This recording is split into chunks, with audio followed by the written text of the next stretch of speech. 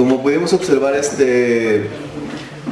producción ha sido de una calidad muy buena y podemos ver también como el hilo conductor de este reportaje o este documental, como queramos verlo, es cómo la tecnología va a ir facilitando la vida al ser humano, pero también corriendo el riesgo de que en vez de que nosotros hagamos evolucionar a la tecnología nos evoluciona a cada uno de nosotros, es decir, como que nos controle.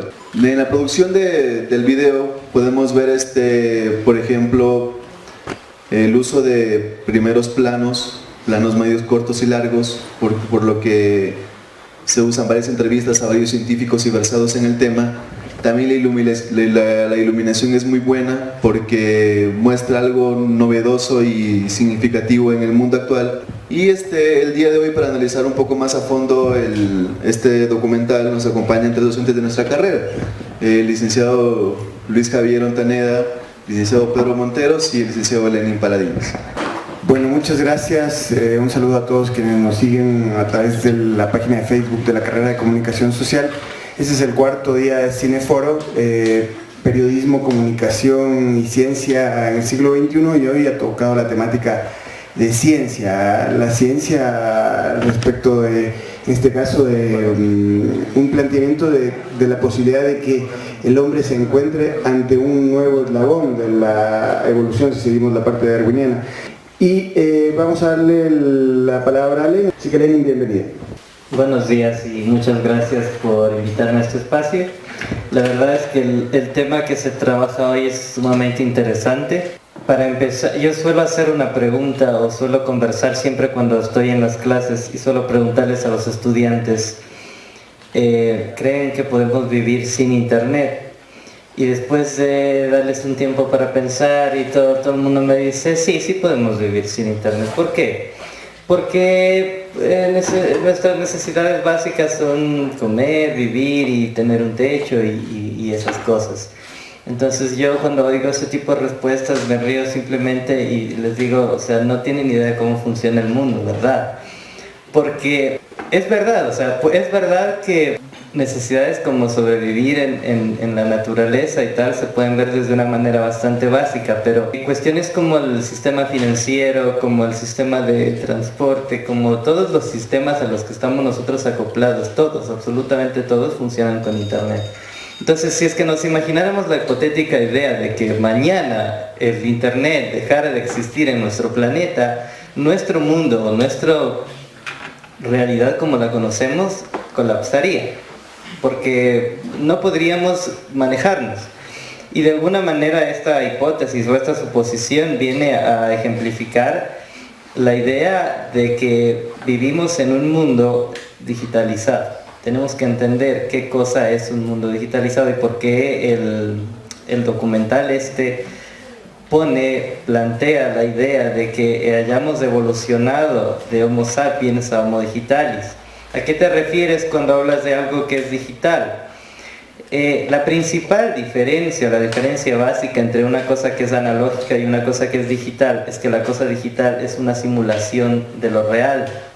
Por tanto, esto digital se refiere a que es una simulación de la realidad, y hay una discusión muy importante y muy interesante sobre si nuestra realidad es, valga la redundancia, real o es una simulación. Es interesante hablar, por ejemplo, de la parte del cerebro aumentado, porque si es que ustedes se ponen a pensar, nuestros dispositivos móviles, de alguna manera, o nuestras computadoras, son cerebros aumentados. ¿Por qué? Porque nos permiten hacer cosas que nuestro cerebro no necesariamente puede hacer, como por ejemplo almacenar información. Una de las premisas que se planteaba en el documental era la posibilidad de poder acceder a tu cerebro e implantarte un chip y cargar información ahí, como si nuestro cerebro fuera un receptáculo de información. ¿Se puede hacer? Probablemente sí se puede hacer, pero claro, hay que pensarlo un poco más allá. Es muy interesante saber que se está trabajando en la manipulación de nuestro cerebro. Podemos llegar a tener la idea de poder implantar información, pero aún no podemos entender cómo nuestro cerebro utiliza esa información. Y otra de las cosas interesantes a las que me quisiera referir es el cambio que existe en las relaciones entre las personas. Lo interesante aquí es hacia dónde va a llegar esto. ¿Cómo se va a poder desarrollar esa inteligencia artificial para que tú puedas interactuar con otro, o con una cuestión digital, con una cuestión simulada que puede llegar a pensar, que te puede llegar a responder? Bien, buenos días con todos, docentes de la carrera de comunicación, estudiantes de algunos ciclos. Es importante hacer este tipo de actividades porque conversaba con Pedro días anteriores, aquí no le interesa este tipo de actividades plenamente de la carrera de comunicación. Estamos un poco perdidos en nuestra rama. Es importante hablar de estos temas porque no es todavía tradicional o algo común en nuestro diario vivir, al menos en nuestro país, hablar de una inteligencia artificial y más aún aplicarla o trabajarla con robots o con máquinas que estén incorporadas a nuestro diario vivir. Y nos sorprende a veces, ¿no? Capaz que para otros países es muy normal tener de compañero a un robot, ponerle un nombre y que haga funciones que un ser humano años atrás lo hacía. Y esto tiene que ver con justamente el tema de la nueva era del ser humano, y que hay una teoría, la teoría de las inteligencias múltiples de Howard Gardner, que por los años 1983 decía que tenemos 7 o 8 tipos de inteligencias, pero no detectábamos la inteligencia artificial y que muy poco la estamos desarrollando. Y la pregunta es: ¿a dónde estamos yendo o qué estamos haciendo para construir un futuro inteligente artificialmente hablando? Y me lleva a una reflexión grupal, que es el consumismo, ¿no? Estamos realmente consumiendo inteligencia artificial sin crear inteligencia artificial, es decir, estamos esperando a que otras personas creen este tipo de inteligencia, creen robots, creen teléfonos inteligentes, computadoras, etcétera, pero solamente estamos aprendiendo a cómo usarlo. Y lo más preocupante es de que nosotros estamos teniendo en nuestras manos teléfonos inteligentes como estos sin saber utilizarlo, ¿no? Antes de venir acá decía, hay gente que ya está manejando drones con la mente y nosotros ni siquiera podemos manejar el YouTube. Entonces nos lleva mucho a la reflexión saber en dónde estamos parados y hacia dónde queremos ir con este tipo de inteligencias. Hablando del orgasmo digital, me pareció llevar una relación a una realidad en la que estamos, en que, bueno, es el placer, ¿no? El placer de tener tecnología, y justamente Lenin lo dice, no podemos vivir sin internet, no podemos vivir ya con esta era digital, es imposible. Y 2 jóvenes que les quiten el celular por 24 horas lloran, sufren, se amargan, son tristes. Voy a poner un ejemplo más real. Aquí no podemos ver un documental de 10 minutos sin estar en el celular, y hasta me incluyo también, ¿no? Son acciones inconscientes que nosotros estamos haciendo, pero preocupantes a la vez, y es el placer. Una pregunta muy clara es decir, ¿ustedes pudieran vivir 24 horas sin un teléfono celular? Lo dicen ahora. No. Pero es muy complicado. O podrían estar 24 horas sin ver su Facebook. Lo primero que hacemos al despertarnos es ver nuestras redes sociales. No tener un teléfono celular es muy complicado. Ahora, la productividad que le damos a un teléfono inteligente, esa es la gran pregunta también. ¿Para qué lo usamos? O sea, ¿para qué lo tenemos?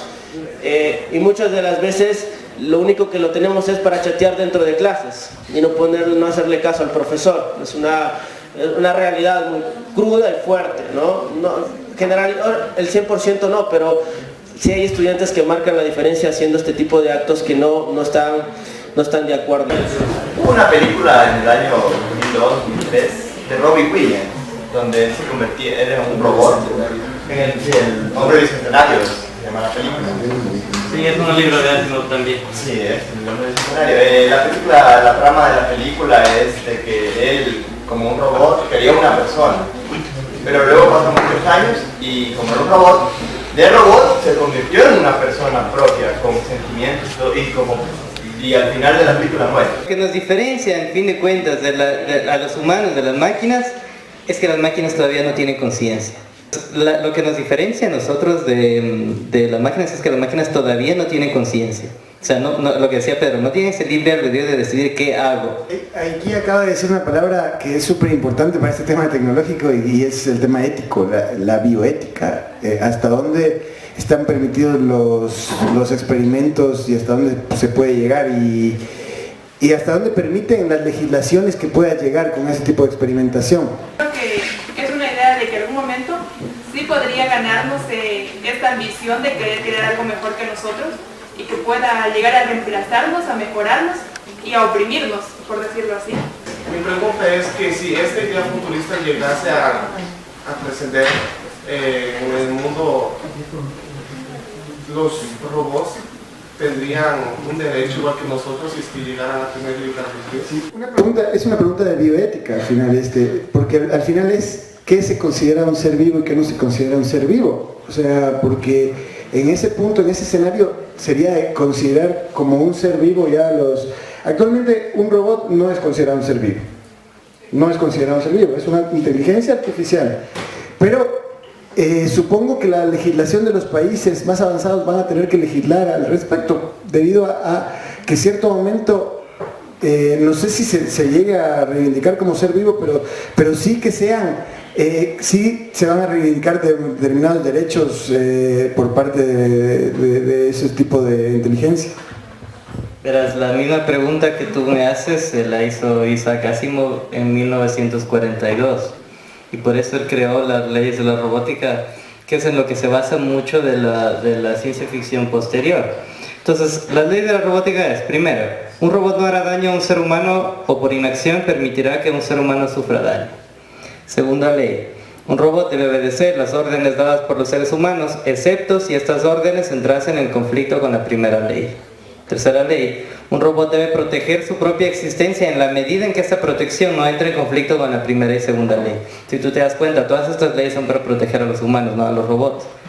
Pero los robots se inventan, o sea, se busca la manera en que la protección del ser humano, que es la primera ley, está en destruirlo.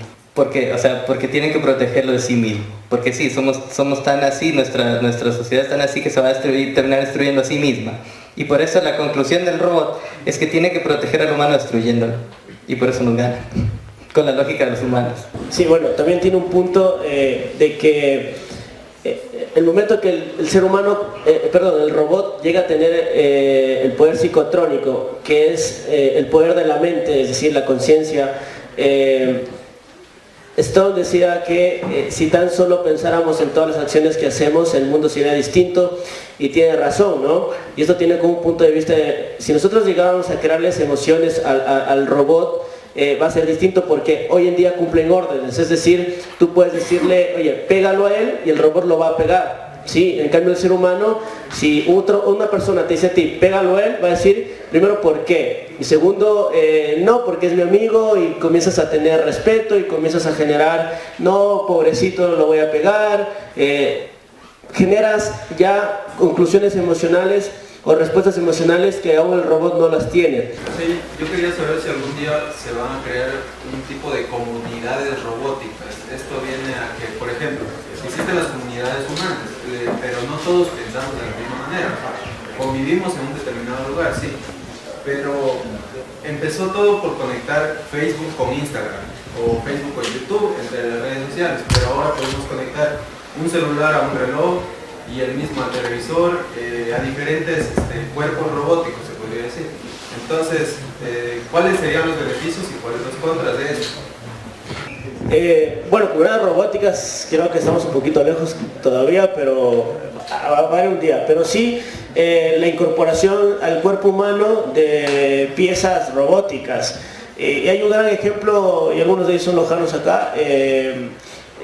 ¿Quién ganó el proyecto de HyneAce? Están creando un nuevo proyecto en donde se incorpora un chip o algo a la frente de una persona no vidente, y a través de su desarrollo mental puede evitar obstáculos o golpes, y puede direccionarse y caminar tranquilamente ya sin ayuda de otra persona. Entonces, esas comunidades mixtas, que se podrían denominar así, o la introducción de piezas robóticas al cuerpo humano, eso sí ya está existiendo. Entonces es un proceso y está comenzando a generar impacto, porque es lo mismo que vimos con el dron que manejabas ya hay la incorporación de piezas robóticas, ya hay la incorporación de la inteligencia artificial al cuerpo humano, y va a llegar a un día en donde van a haber comunidades de humanos con la inteligencia artificial o con piezas robóticas para poder conversar. Y es lo que decía Lenin, o sea, va a llegar el día en donde vamos a